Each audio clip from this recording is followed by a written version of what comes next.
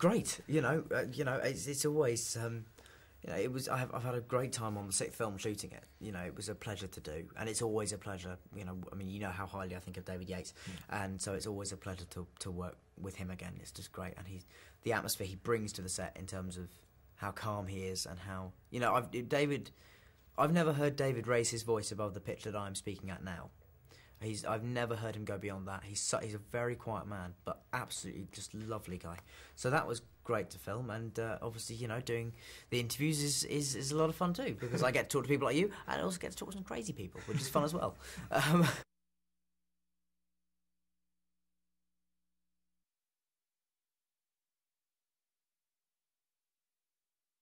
I think one major difference between Harry in the other films and Harry in this one is that in all the other films, he's always known about Voldemort, and he's always been sort of endlessly talking about what he's going to do and how he's going to get him, and sort of vowing revenge and things.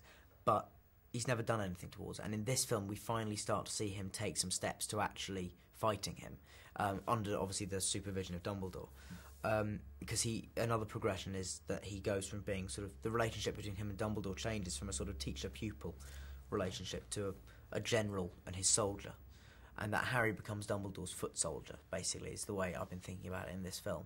And he's there to do the groundwork and to get the information out of people like Slughorn and things like that. So that was a very big difference in this film, which meant I got to work with Michael Gambon loads, which was fantastic, because he's great and he's a really good laugh as well. So.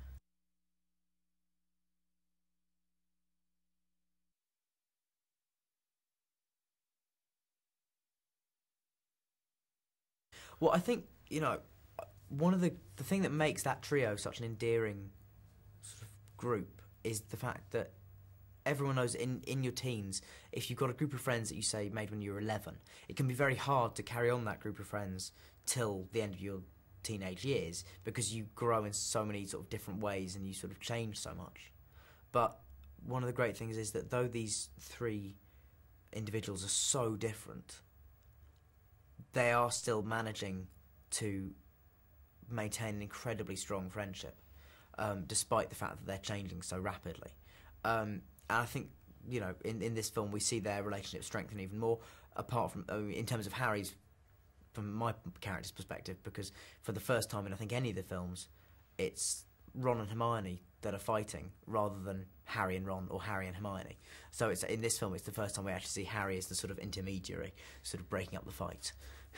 And Love's in the Air also, of course, naturally. I mean, as it has been for a few years now at Hogwarts. And we've got, obviously there's this kind of unspeakable kind of sexual tension between Ron and Hermione that has been going on since about the third film that we've sort of started to work in then. And then, you've obviously got Ron and Lavender, who's Ron's girlfriend for a portion of this film, and Harry and Ginny, which is a much less comical, much more sort of tender relationship than the sort of carnal delights of Ron and Lavender.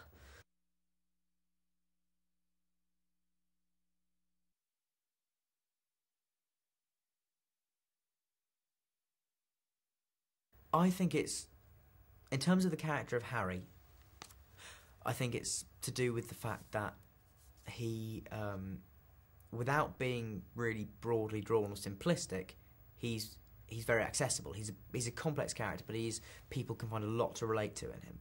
And I also think that it's to do with magic. I mean, magic is a thing that exists in all cultures, in the mythology of every country, and all cultures like that. And so, to see sort of, this is quite an English version of magic, and I suppose that is something that can translate worldwide. The idea of it's the ideas of the impossible coming true and being attainable, that I think probably fascinates people and kind of entrances them.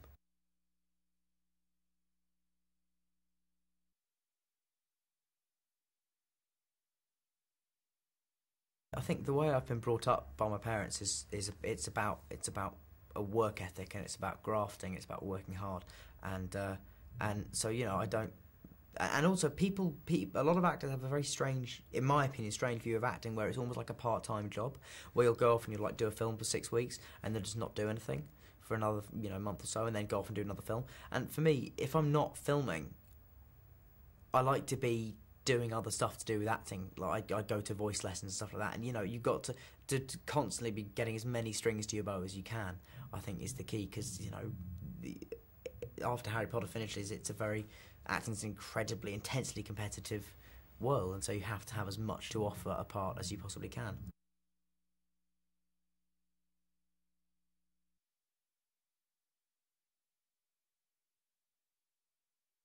I'm really pleased, actually. It's an interesting thing, though, because a lot of people have assumed it's going to be 2 films of the normal length of a Harry Potter film, 2.5, 2 3/4 hours. I'm not sure it will necessarily be that much. It might be that it's 2 films of 1 3/4 hours or something like that. So it's going to be possibly more manageable than people think. And we are going to shoot it as one. So in terms of the filming of it, it really won't change anything for me. But I'm very pleased because in the 4th film, you can cut out the bit about the house elves, and it won't take away from the main story. There's things in each of the books that you can get rid of, and actually it won't lessen the effect of the story in any way. However, if you take away anything from the 7th book, you miss something, because there's really, in a funny way, there's almost no subplots in the 7th book. It's one very, very direct through line in terms of the story, and if you cut any of it, well, I mean, you can't, because it's all vital. So you do really need 2 films to do the book justice, I think.